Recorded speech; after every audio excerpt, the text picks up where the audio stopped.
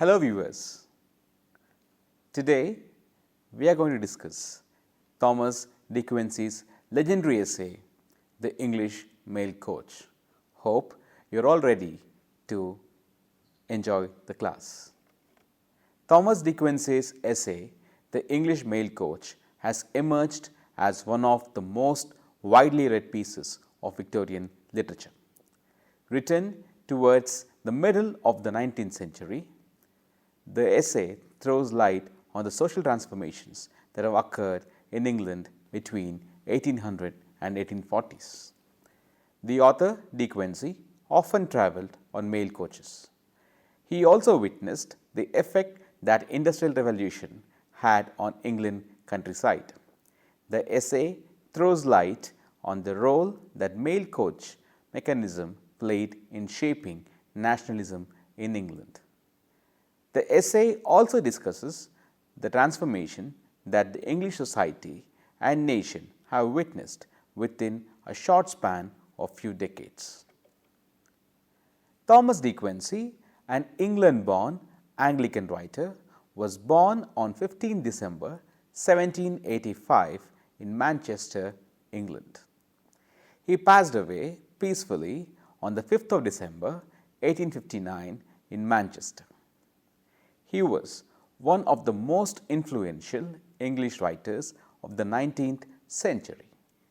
In many ways, De Quincy's career spanned the period between the Romantics and the late Victorians.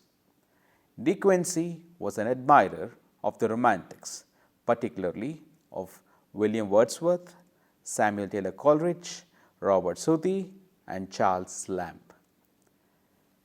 Sadly, De Quincy was addicted to opium and alcohol.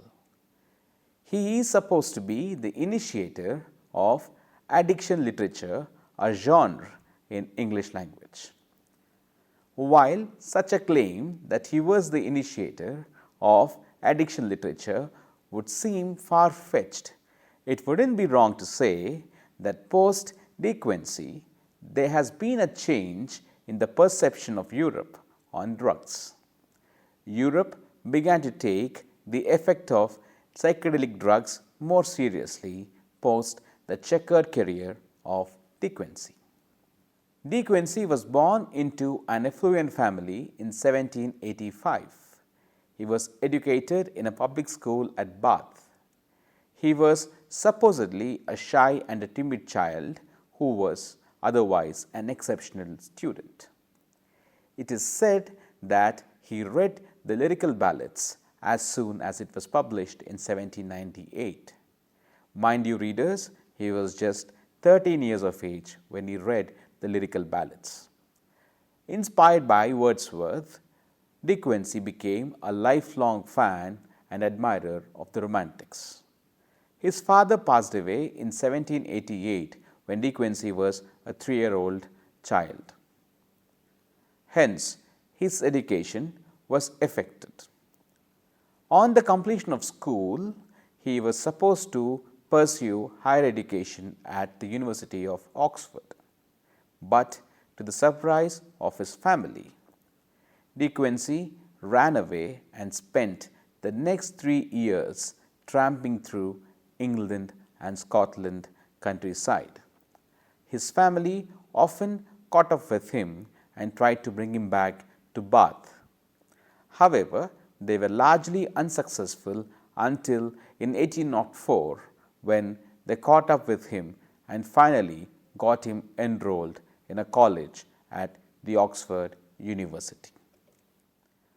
Around 1804, by which time De Quincy was already acquainted with the leading lights of the Romantic movement, De Quincy began to use opium and alcohol.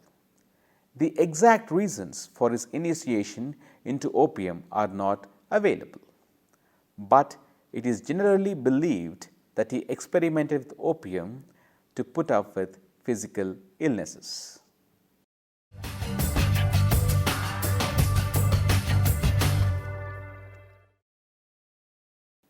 De Quincy led a life of recluse in Oxford. Though a brilliant student, he was often eccentric. His addiction to opium and alcohol further did not endear him to his contemporaries. De Quincy did not bother to attend the oral examinations which he was required to pass to obtain a degree to graduate. He finally left Oxford without a degree. In 1809, De Quincy moved to the Lake District and was a neighbor of Wordsworth and Coleridge. For someone who was born rich, De Quincy was always on the brink of poverty. Until his marriage in 1816, he put up with financial hardships. However, despite being on the verge of starvation on numerous occasions, De Quincy never sought financial aid from his family members. Instead, De Quincy chose to make a living out of writing. This is one of the most important features of De Quincy's life, be it the period between 1801 and 1804, where he was tramping through England and Scotland and returned occasionally to London, or the period from 1809 to 1816, where he was on the brink of poverty many times. De Quincy never bothered to ask his family members or friends for money. Economic compulsions during these periods ensured that De Quincy wrote constantly. In 1821, under severe economic duress, De Quincy began to write a series of articles about his experiences with opium. These pieces were a big hit with the reading public and constituted the now legendary work Confessions of an English Opium Eater, which was published in 1821. The style of writing and the form of the essay, besides the rich idiom, endeared the Confessions to the 19th century readers.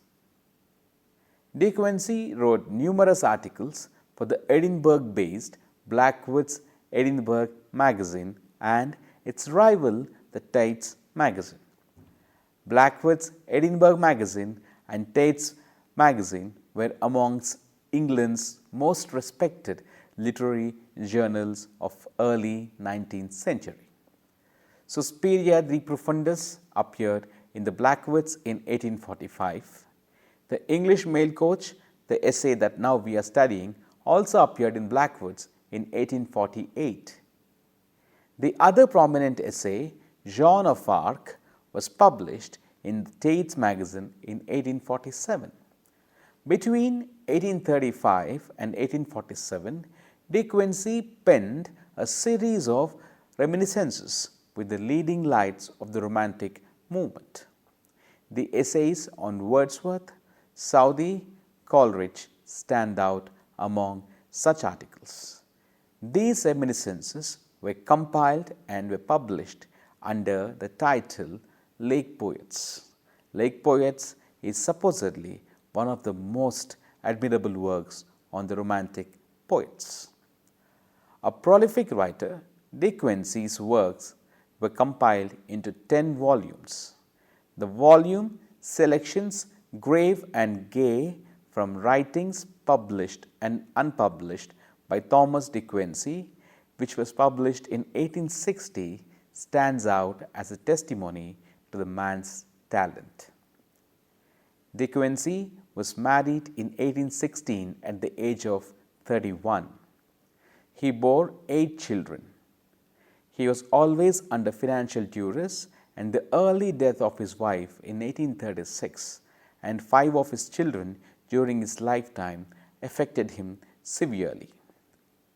He was survived by his 3 daughters towards his end. He was seldom comfortable in his lifetime. Financial stress, addiction to alcohol, addiction to opium rendered his life, along with his illness, very sad. However, De Quincy won numerous friends in the literary circles and was one of the most respected opinion makers in England in the 19th century.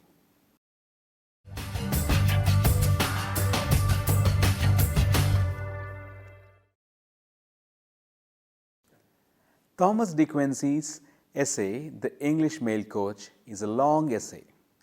It was divided into 3 sections. It was first published in the Blackwood's Edinburgh Journal in 1848. The essay was actually written in 3 installments.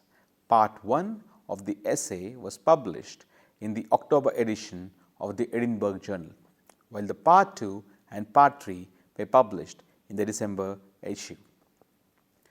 However, when the essay was published as a whole, it contained 3 sections, which included the glory of motion, the vision of sudden death, and the Dreamfuge, which was actually based on the preceding section, the vision of sudden death. The essay today is noted chiefly for the uniqueness of its form and for its language. While the essay itself lends it to many interpretations, one can safely argue that it is a testimony to the fact that De Quincey found the social transformations around him to be very complex. Many of his biographers argue that De Quincey was sympathetic to the right-wing ideas of his day. It is said that he was a reactionary who supported the cause of the royalty. De Quincey's reactions to the Peterloo massacre, Catholic emancipation, and to India's cause of independence smacked of a certain kind of arrogance. He was apparently an unabashed Tory supporter when it came to supporting the causes of aristocratic privileges or denouncing the efforts to enfranchise the common folk. Yet, De Quincey was also supportive of liberal causes that advocated the abolishment of slavery and was enthusiastic about the growth of England as a nation. There are 2 strands in the essay. One longs for an England of the old with its pristine countryside, which was unblemished by the vagaries of industrial revolution. Yet, De Quincey was also moved by the institutions such as the mail coach, which created a sense of nationalism, which in itself is a modern ideology. In many ways, De Quincey, like most of his Victorian counterparts, betrays a sense of nostalgia for the England of his childhood and early youth. But he also displays an intelligence that accepts that the transformation is irreversible. Like most of the Victorian writers, De Quincey believes that the changes that were ushered in England due to industrial revolution would transform the country into a strong nation.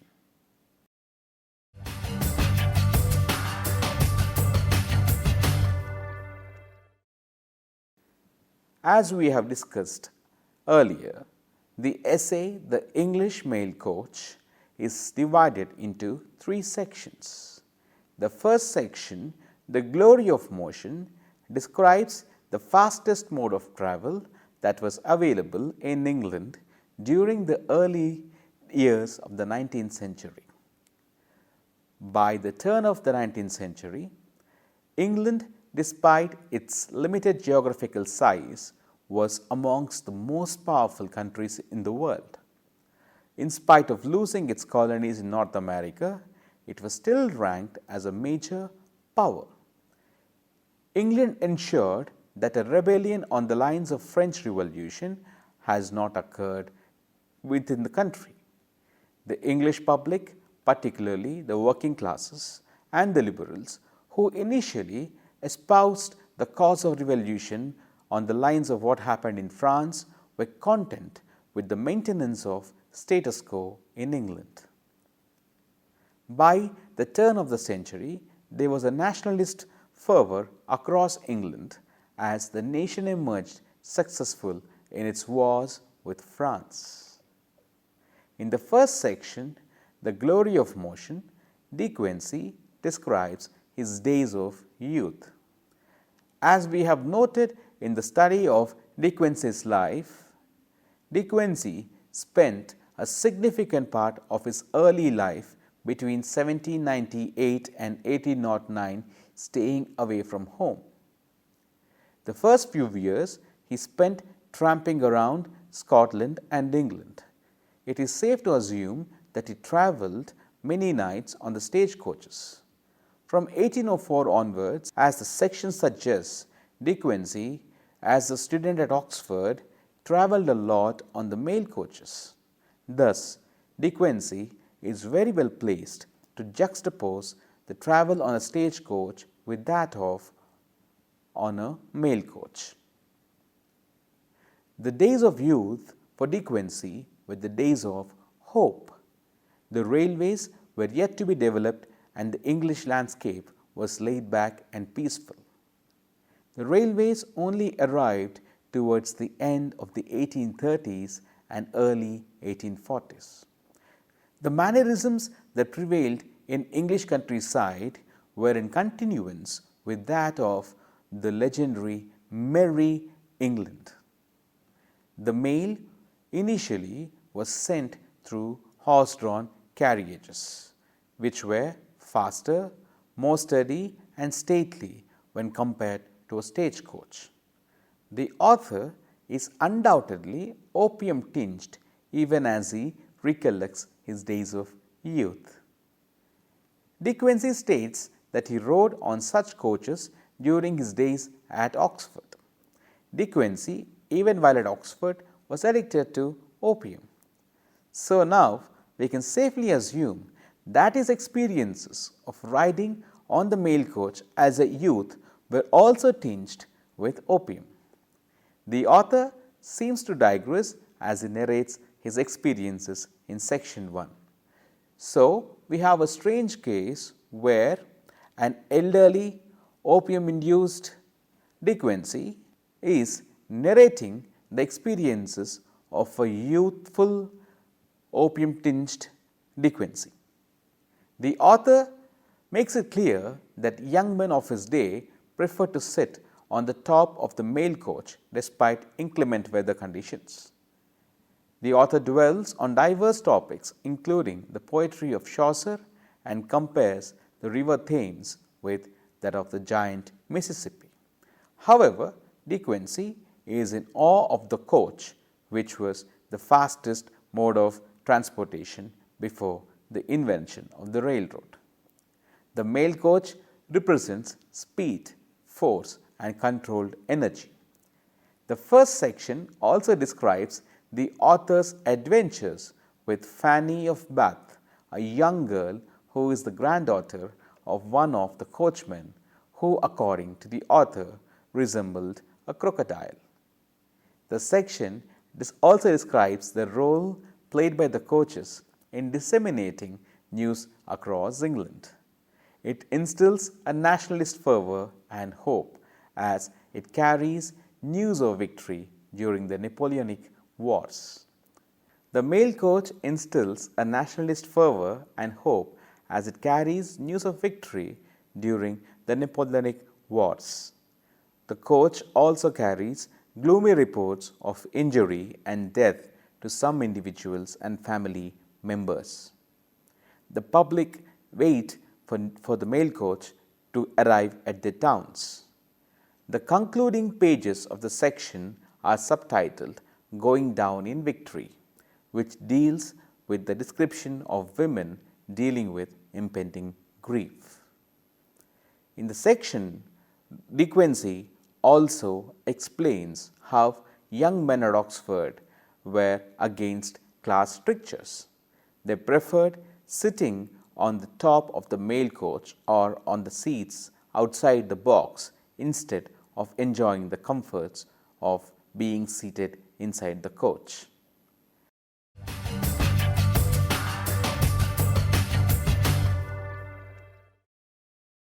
Now, let us examine the second section of the essay, The English Mail Coach.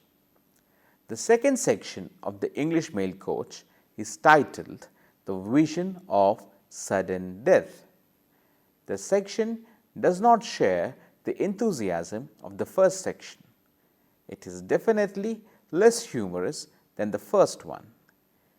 However, it describes in detail an accident which the author witnessed during one of his journeys on a mail coach. The author narrates incidents where the mail coaches collided with other vehicles on the road. On one such occasion, a gaudy stagecoach imperiously tried to overtake the mail coach. Quincy juxtaposes the stagecoach with the mail coach and argues that there is no comparison between both the carriages. The mail coach, though less showy, is more majestic and can easily overtake the stagecoach. The section deals with an accident that occurred as the mail coach almost collided with an oncoming gig. Gigs are small horse-drawn carriages which can seat 2 passengers at the most. The author was seated on the outside box and was already intoxicated with opium. The coach was delayed and was forced to run during the night. The coachman, given the late hour, fell asleep and the horses began to gallop fast. The speed of the coach gradually began to increase. The author realized that the coachman was sleeping. He was also aware that the horses were galloping. Gradually, instead of traveling at a pace of 10 miles per hour, the coach began to cover 11 miles. The author wanted to intervene and grab the reins and control the horses. He was, however, physically emaciated and could do nothing to control the carriage. He wanted to blow the horn as to awake the coachman. The effect of opium prevented him from doing so. He saw a jig in the distance. Quincy realized that there was a couple traveling inside the jig. He tried his best to alert the man in the jig. The coaches were supposed to collide with each other. At the last minute, the man who was traveling in the jig realized the danger, stopped his jig and turned back. By then, the mail coach almost collided with the jig and startled the lady who was seated in the jig.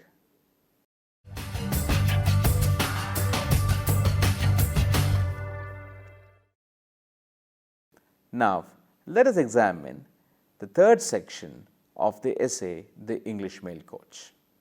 The third section of The English Mail Coach is titled Dreamfuge, founding on the preceding theme of sudden death. The section describes in detail the opium-laced dreams that Quincy dreamt following the near collision which was narrated in the second section. The author quotes Milton as he exclaims, "Tumultus is simamente," the theme addressed in the section of sudden death. The author describes a 5-dream sequence, each of which is related to the next. In the first sequence, an English soldier meets a ship which is carrying many beautiful women. The ship is full of beautiful women. The soldier remembers the face of one archetypal woman, and the face recurs in the next dream as well. In the second dream, the soldier collides with another ship on a stormy night. The soldier sees the same woman clinging to the ship. In the third sequence, the soldier sees the woman stranded on a sandy beach. We do not know if Quincy saw the same soldier in all the 3 dream sequences. In the fourth sequence, the narrator sees the soldier aboard a coach which is flying quickly, dispensing the news of war victory across the country. The secret word Waterloo and recovered Christendom, which obviously refer to England's victory in the Napoleonic Wars, are being said loudly. The coach is carried to the heavens amidst blasts of trumpets. In the fifth sequence, the narrator feels that he has listened to music which is heart-shattering. The scene takes place in a cathedral. The narrator sees the woman walk through gates into a golden dawn. It can be argued that the woman represents either Queen Victoria or the English nation. It is not very clear who the soldier is, but the recurrence of woman and of the soldier in all the dream sequences, one can safely assume that De Quincy was massively affected by the news of England's wars with France.